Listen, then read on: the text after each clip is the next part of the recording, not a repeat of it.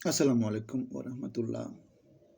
অত্যন্ত দুঃখ ভারাক্রান্ত মনে আপনাদেরকে জানাচ্ছি আমাদের ইনকিলাব মঞ্চের আবাক ঢাকা ৮-এর স্বতন্ত্র প্রার্থী ওসমান হাদি গতকালকে তার ব্রেনে যে সার্জারিটা হয়েছিল সিঙ্গাপুরে, সেই সার্জারি করার সময় তিনি মারা গিয়েছেন। ইন্না লিল্লাহি ওয়া ইন্না ইলাইহি রাজিউন।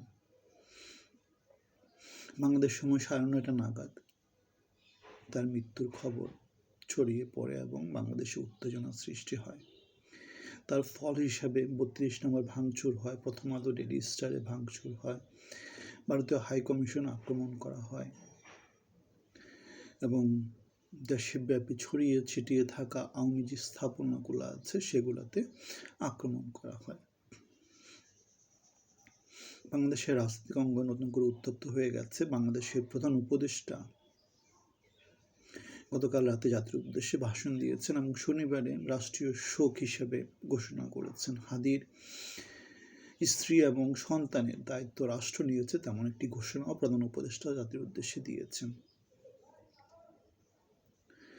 এখন বাংলাদেশের নির্বাচন কমিশন ঘোষিত যে নির্বাচনের তফসিল, সেই নির্বাচনের তফসিল অনুসারে যে নির্বাচন হওয়ার কথা ছিল, বাংলাদেশের রাজনৈতিক অঙ্গন উত্তপ্ত হয়ে যাওয়ায় সেই নির্বাচন সামনে ঠিক সময় হবে কিনা সেটা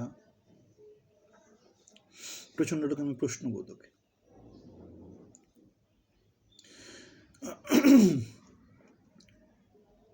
এখন দেখার বিষয় বাংলাদেশের নির্বাচন কমিশন, বাংলাদেশের সরকার, বাংলাদেশের রাজনৈতিক দলগুলো সামনে কি করে। তবে রাজনৈতিক পরিস্থিতি এবং বাংলাদেশের নির্বাচনী যে সহিংসতা, সেটা আমাদেরকে যেটা বলে সেটা হচ্ছে বাংলাদেশে এখন নির্বাচন করার মতো পরিবেশ নাই। রাজনৈতিক দলগুলোর মধ্যে হয়তো অনেক দল নির্বাচন চাচ্ছে, অনেক দল নির্বাচন চাচ্ছে না। দেশি বিদেশি যে শক্তিগুলো আছে তাদের মধ্যে অনেকে নির্বাচন চাচ্ছে, অনেকে নির্বাচন চাচ্ছে না। এবং সেটা নিয়ে একটা ভিডিও করেছিলাম যেখানে বলেছিলাম যে হাদির মৃত্যুর পিছনে কে থাকতে পারে। এখানে দুঃখ নিয়ে বলতে হয় যে যার যায় সেই বুঝে, বাকিরা গল্প খুঁজে। হাদি মারা গিয়েছে, হাদি আর আমাদের মাঝে আসবে না। হাদির পরিবার কিছুদিন সাফার করবে, কিন্তু এটা নিয়ে ফয়দাটা কে নিচ্ছে? কে বড় বড় নেতা হয়ে যাচ্ছে, কে বড় বড় বাণী দিচ্ছে এবং সেই বাণীর কোনো ফলাফল কি কিছু আছে? অস্থির করে দেওয়া ছাড়া অস্থির কোনো কিছু ভালো কিছু নিয়ে আসে না।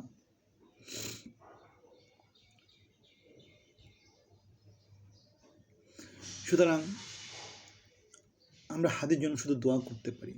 জ্বালাও পোড়াও করে খুব বেশি কিছু অর্জন, হয়তো ব্যক্তি স্বার্থ জন্য হয়তো কিছু অর্জন হতে পারে, তবে দেশের জন্য খুব বেশি অর্জন হবে না। দেশের জন্য অর্জন হতে হলে কাজ করতে হবে।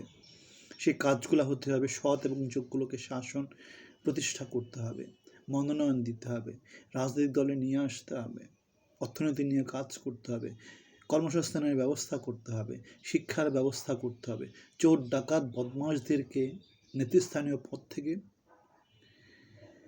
সরিয়ে সেখানে যোগ্য লোকদেরকে প্রতিস্থাপিত করতে হবে।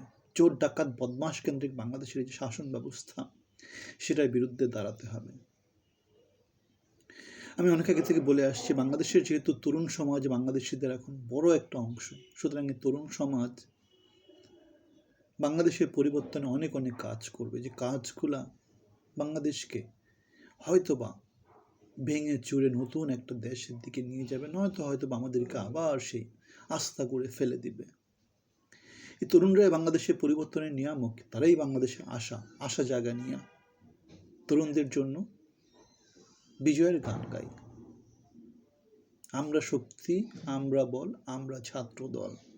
আমরা শক্তি, আমরা বল, আমরা ছাত্র দল। তরুণদের জন্য, বিপ্লবীদের জন্য, পরিবর্তনের জন্য, পরিবর্তনকারীদের জন্য অনেক অনেক শুভকামনা থাকলো। আসসালামু আলাইকুম।